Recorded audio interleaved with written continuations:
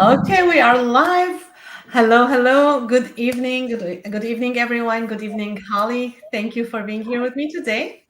Yes, thank you for having me. This is exciting. Sure, I'm really excited to have you. If you are new here, my name is Noura. I am an enrolled agent, a tax and accounting professional, and I'm the founder of Noura's Books. Welcome, everyone. If you want to learn about grants, everything about grants, now we have the expert, we have the star for that, Holly. Thank you being here. Holly is the CEO of the Grant Writing and Funding, and she's the best-selling author. Do you want to tell them more about yourself? Sure. Well, first off, just thanks again for having me. This is really exciting. I love jumping on and talking with you as always. You've come on my podcast before, the Grant Writing and Funding podcast, and then we've partnered together in the Nonprofit Consulting Conference. So it's really cool to see all of the things that Noura's Books is doing, especially your new book. So congratulations on your collab. That was awesome to see your book and to be able to be an advanced reader. So really excited about that. So you guys are going to definitely love that book. So definitely check that out. But yeah, it's just great to be here. Once again, my name is Holly Rustick with Grant Writing and Funding. And you can definitely check out everything we're doing at grantwritingandfunding.com for your grant writing preparation for grant writing, or if you're thinking about becoming a freelance grant writer. We definitely have a lot going on over there. Awesome. Thank you so much. And thank you so much for reviewing the book and, being there for to help us with that. So thank you so much. And I'm really happy always to collaborate with you. I'm always watching your podcast no matter what and learning so much from you and your guests. So thank you so much. So today, I really want to tell our audience, what do they need to do really so they can know they are grant ready. Because what I've seen in my working with nonprofit, like my entire 20 plus years, I saw a lot of people, they jump from getting their exempt status to just go want to write grants. They either write it on themselves, like writing, or hiring grant writers. And if the grant writers tell them the truth, sometimes they go jump to another one. So, tell me about your experience and what do you think? What advices do you have for them? So I'm not gonna talk a lot today. It's your place because we want to learn from you. Okay, great. So yeah, I mean, and what you're saying is totally right. You know, we see a lot of nonprofits start with this sense of, oh, you have this idea, start a nonprofit because you can get grant money, right? You can get free funding to do this thing. So a lot of people started, and here's the thing is a lot of people started thinking even, oh, I'm going to be the executive director straight out of the gate, and I'm going to go from this corporate job where maybe I'm earning 6 figures, and I'm going to go into an ED job in a nonprofit first year within 2 months and make the same kind of salary. And that really doesn't happen, right? So there's a growth period to a nonprofit. It's not just grant money, free money as soon as you're incorporated. There's a lot of steps along the way. So opening a nonprofit is really starting to grow it is a long-term strategy, right? It's a long-term love affair that you need to have with your nonprofit, but at the same time, you need to have systems in place because passion alone won't get you there either, right? Feeling like you have to beg for money all the time won't get you there. So it is still a business. Here's the thing, a nonprofit isn't just a charity case. It is a business, and as you know quite well, Noura, it's a tax-exempt business though, right? So there's a nonprofit organization. It's still a business. It's just a different type of status, and it operates a bit differently. So you still have to operate it like a business. So it's important to really come into a nonprofit and understand you need to be prepared to get grant funding. So grant funders, they are people out there, right? Whether that's a federal government, state government, foundation, private foundations, there's people on the backside of those, and they have allocations of money to give out to priorities that they believe in, right? That they think will advance the world in a good, healthy way, whatever that is, right? Whatever their specific priority is, helping animals, reducing diabetes, right? All of their priorities are going to be very specific. And then they will have monies basically to subcontract your nonprofit, and we think of it in those terms. So then you are the boots on the ground running the program, actually doing the implementation, and they're your funding source to help you go there. But they still want that your priority aligns with their priority, right? It has to be aligned properly. So in order for them then to say, we select you as our subcontractor, we're looking at in those terms, your nonprofit has to do certain things in a grant application normally, or a letter of solicitation, some type of, you have to show in a documentation of how you're going to run the program, how it fits that priority of that nonprofit, right? Or the funding source, the priority of the funding source, and how you're actually going to be able to use their money and to reach the goals of their priority, right? How that's all aligned. Mm-hmm. So it's not just give us money. It's not just telling a sad story. It's, and yes, it could be very sad. It could be very devastating. But if we're just telling flowery prose, or we're trying to yank on emotions, doesn't quite translate, right? It doesn't quite translate in the world of grants. Maybe in fundraisers, maybe with individual donors that can work. But with funding sources, when you're looking at grants, they score on a certain criteria, right? They have to have a certain criteria, and pulling heartstrings is not one of those criteria, right? So we're looking at how credible is your organization? How have you handled money? How have you implemented programs? Basically what they want to know. And they ask you a variety of questions so they can rate you on that.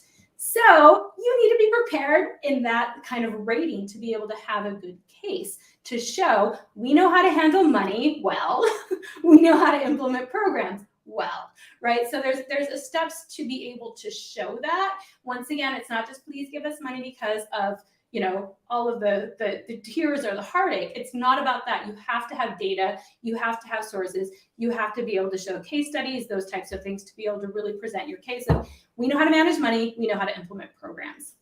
So. Awesome. So what I'm hearing, just I'm gonna reiterate what you said, what I'm hearing, that you have to be able to start funding your programs and doing actually your programs and have your finances in order and everything documenting right, running as a business, in order to then go ask for funding. Yeah. And that's the thing. And I love that you put it, that's the thing. And I always go back to those two things again. You have to show how to manage money, that you know how to manage money well, and you have to show that you know how to implement projects well, right? Those are the basic two things. So if you've never managed money, if you've never implemented a program, and you're trying to go from incorporation, where we've never done those things before, to applying for a grant where you have to show that, there's a missing gap, right? Mm-hmm. Because they're like, we're not going to give you money, and we're not going to be confident that you're going to be able to reach our priority if we don't see any evidence of you doing any of that before, right? That's just common sense. So but a lot of times we forget about that common sense because it's like, go get grants, it's free money, da da da da. It's not like, oh, but you have to show these two things, right? We have to put on our funding source hat, right, from the eyes of the funder. Why are they going to give you money if you can't show how you can manage money, right? Or how you can implement programs? It's the same thing with your kids. Like, you might start with when they're young, here's a small allowance, but you want to make sure they know how to spend it on the right things, right? So we have to really look at it from that viewpoint. Yeah, awesome. So from your experience, how long have you seen nonprofits? Let's say we started a nonprofit today. How long usually we have to be active and doing programs and managing our money? How long usually that takes in order for us to go and say, okay, now we are grant ready? So how long? Yeah. I mean, I think it's a thing of not really how long, it's how well you do it. And there is a progression, right? So there's a part of that progression where I say start out with doing fundraise, because they're kind of like between a rock and a hard place then. Like, how can I get a grant if I can't show that I can manage money because I'm not able to get a grant because I haven't gotten one yet? How do I do that then, right? So it's like, you don't have to have a grant to show that you can manage money. You can do a small fundraiser. You can do crowdfunding. You can get individual donations. You can get corporate sponsors. You can get other people who do believe in that passionate project that you have and that know that you have a good plan in place and that trust and believe in you. And that's usually lower amounts of money that it starts off with, right? Just like that kid, we're going to give that kid the smaller amounts first. We're not going to give them a $100 bill, right away. So it's building up that credibility and then showing how you can manage $500, $5,000, $10,000, right? And then once you're able to show that you can manage money well, implement projects well, then you can start applying for larger grants. So maybe you start with a micro grant, and then you go into a larger foundation grant, and then it gets a little bit larger, and then you already be able to stack up. We've been able to, manage these types of monies. We've been able to implement these types of projects, and that might happen really quickly for you, right? Especially if you're in a priority, if there's a big social cause movement going on, if that's the priority of the funding sources right now, they might really want to be able to get monies up to your program, and you can show really quickly that you're doing things that can grow. So it's really not a thing about time. It's more about how you manage. And yes, there is a gradual progression, but it could go quite quickly if your need is the trending need. I hate for it to sound that way, but it's kind of true, right? And if you're really, there's a need right now and you're able to serve a lot of impact right now because of whatever your position geographically or just your resources, that sort of thing, then you can actually move up quite quickly because you're able to get those grants and show the program that you're managing and be able to grow that more in a snowball quicker. So you can get more to the foundation grants, federal grants, state and government grants, that sort of thing. Awesome. That's great. Thank you for all this information. And guys, if you have any question for Holly, make sure to put it in the comments and we'll try to answer questions by the end of the, after we finish here. But before we go, we try to answer any question you have. And high writing vision. So she said, we try to tell them, talking about the beginning, we try to tell them you have to be ready. So, yeah. So, yeah. And what do you think the first priority for nonprofits when you start having that vision, they want to get funded, what they should make sure they have? I know they have to manage money and everything, but the number one priority, if everything fall down, this one, they must. What do you think? Right. I absolutely think it starts with the leadership and the governance.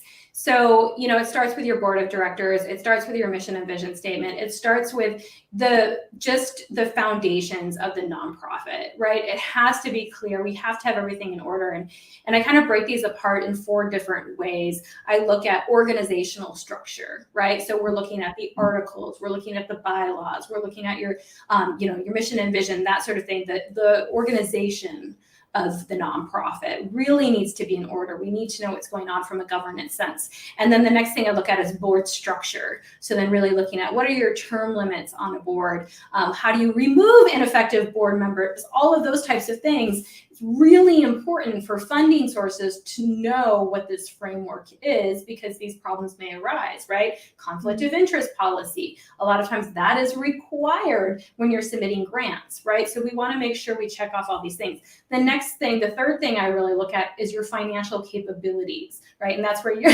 going to play, Nora, right? But to make sure that we have an income and expense budget, we have a projected budget, we really understand what we want to do with the nonprofit, how much it's actually going to take and cost and all of that. We have our fiscal policies and procedures already developed. So when things come up, what's the cap that the ED can spend on, right? We already have those things in place. And then, of course, the fourth thing I look at are other items such as your branding, your elevator message, how on point are you with your communicating your nonprofit? That would be from your board and your staff. If you don't have staff yet, it might just be your board, your volunteers, that sort of thing. How unified are we? Have we been talking to the community to really understand the pulse of the community? And when you have those 4 items in place, right, then you're really prepared to implement projects, to manage money, because you have those foundations created. Mm-hmm. Yeah, awesome. And hopefully you guys, you have your conflict of interest and that's required to getting your 501c3. So I hope you didn't you didn't miss that part. So yeah, that's great value. And yeah, I hope like everyone, even if you guys have part-time, you're doing this part-time, you still can do it if you get the right people in place. And what would you say, I heard your podcast with Sarah Oh about yeah. board members, and that was very interesting because I always feel that. I mean, it's the pain, like, and everyone has this pain. I posted a question a few weeks ago about what would you think that the man, what would you wish you know before you start your nonprofit? And a lot of people commented about board, and they think like if you are a board member, then you have to be treated as an employee, or either you're not inactive, and then they want you to be active. And active board member tend to actually break down the organization if it's Yeah. not a founder, the founder wants to get excited and they want to do the things because they are the one who were motivated to start the nonprofit. But then selecting the board member, they either like cripple the organization and they cannot move anywhere because they want to approve everything and they will tend not to approve anything because they don't understand it. So Yeah. I thought that was really interesting. I would love to hear from you, like I love that research. Like, so Yeah. yeah, Yeah. That was so I would love to hear from you about it.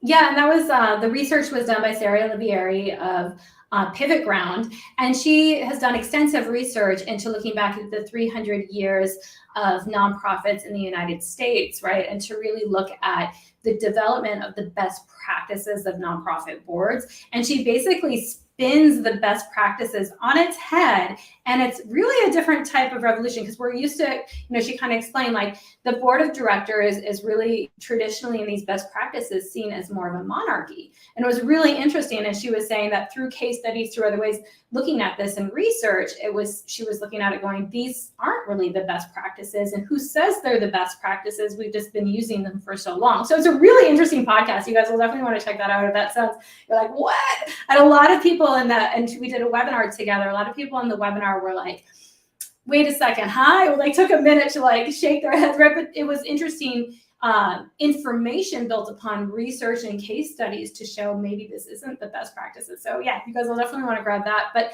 it does come down to board, right? Like you're saying, the board of directors, they do have obviously a lot of influence for the nonprofit. A lot of times when you're starting out, all you have is your board. You don't have staff yet. You have volunteer positions, right? And as you mature and grow, you start having staff, maybe larger staff, all of that.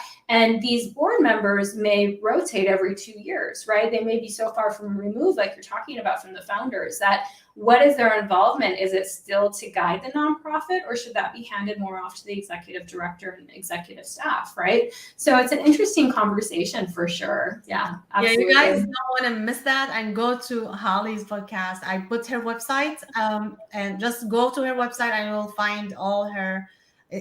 They can go to your podcast or YouTube, right?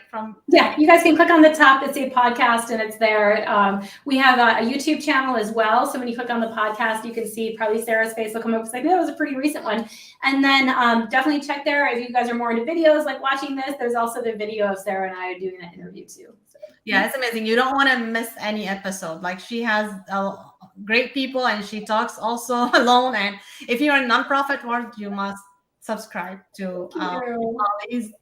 So, yeah, amazing. So like tell me what do you what do you have going on right now actually? Like what would you think people will benefit most from, like who are just starting, and also for those people who are more advanced and maybe people who wants to learn how to write grants?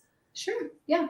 I mean, if you guys are really interested in the topics that we're talking about today and those 4 different ways of how I look at nonprofits to make sure I look through it the eyes of a funding source. And just to let you guys know, I've been a federal grant reviewer for years. I've been a reviewer, right? So I understand having that hat on and being able to say, these are criteria we need to score the grants from. So I really bring that experience into this course I developed, the Nonprofit Wellness Audit, So in that way, I look at those 4 different elements to say, hey, even before you get to writing a grant, these are things that you need to look at. Once again, administrative, overall administrative, looking at fiscal policies and procedures, looking at the fiscal capabilities, looking at board structure, and then looking at your communication or branding. So if you guys are really interested in that, you can definitely jump over to grantwritingandfunding.com and you can check out my courses. I also have a free checklist that you guys can look at. So we have our amazing Grant Writing and Funding Hub Haven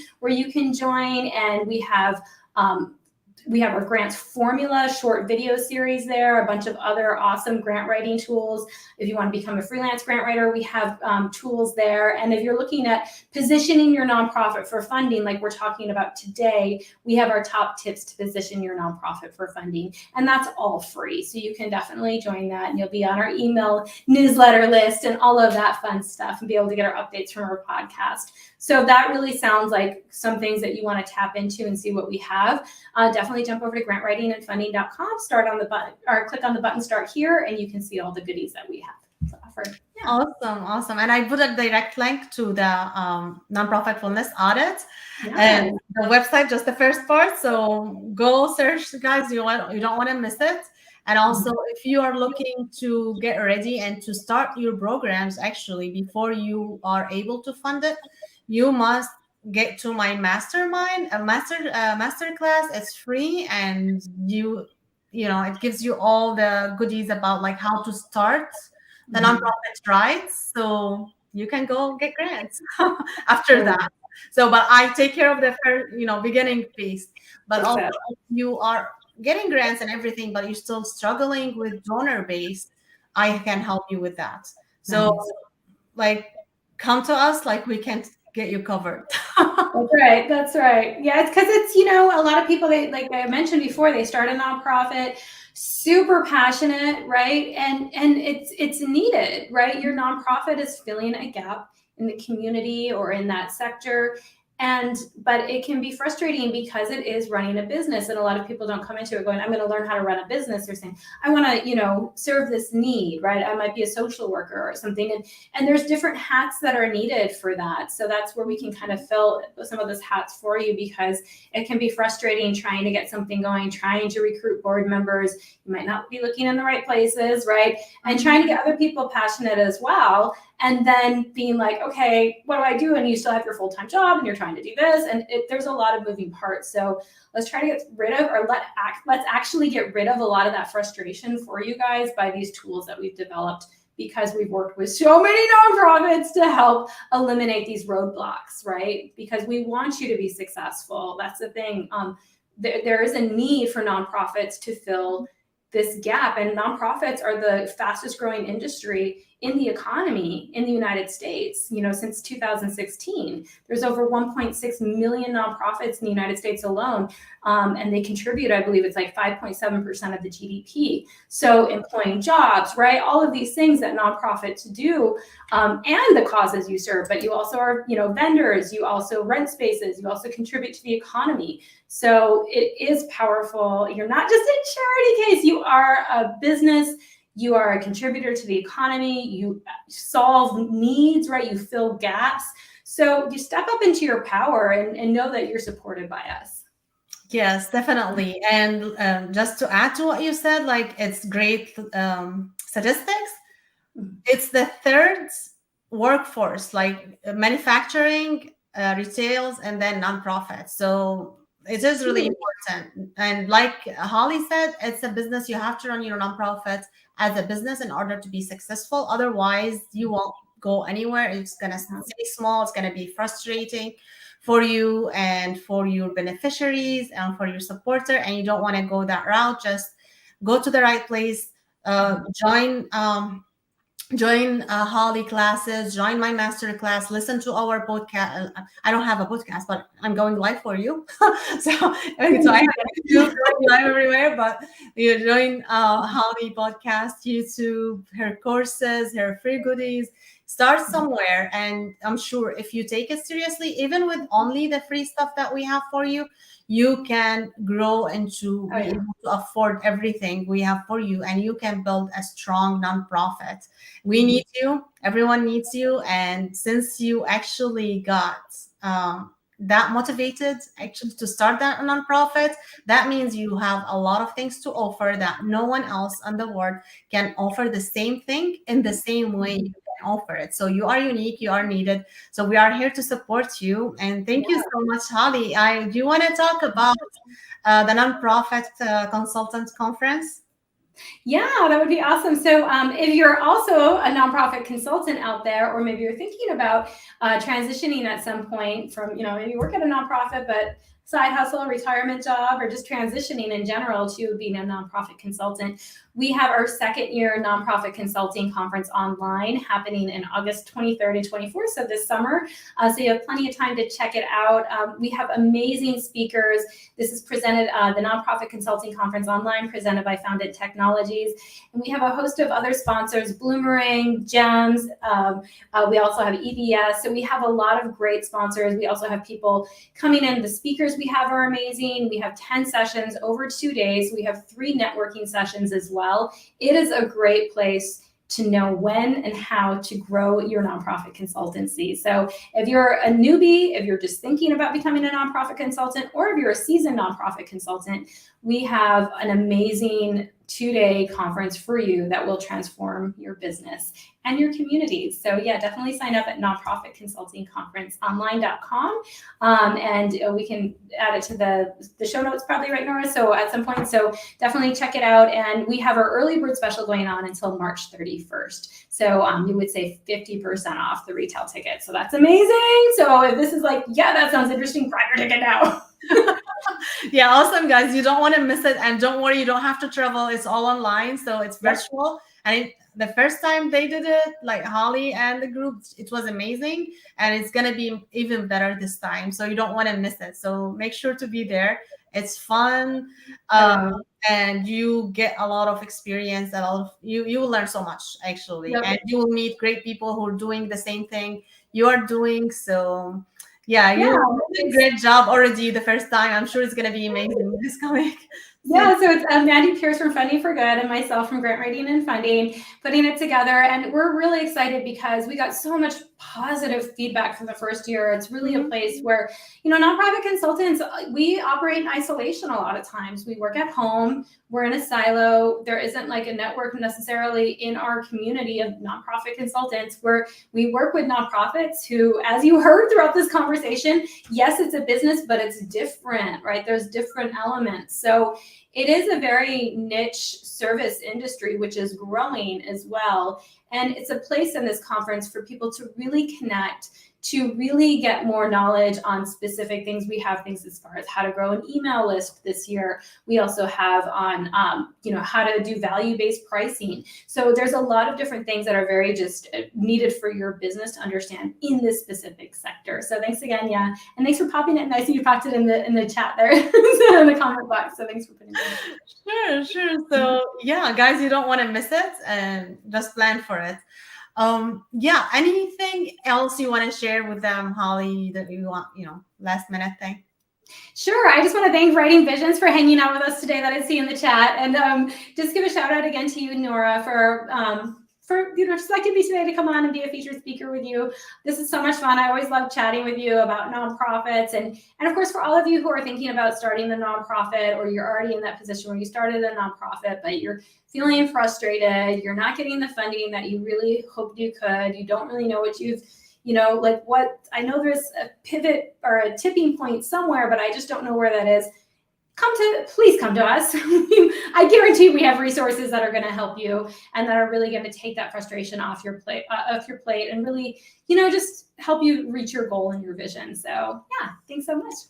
Awesome. Thank you so much. Thank you so much for being here. It's always nice to talk to you and learn from you, get all those experience that you have. So thank you for always being, willing to share all of these knowledge with everyone.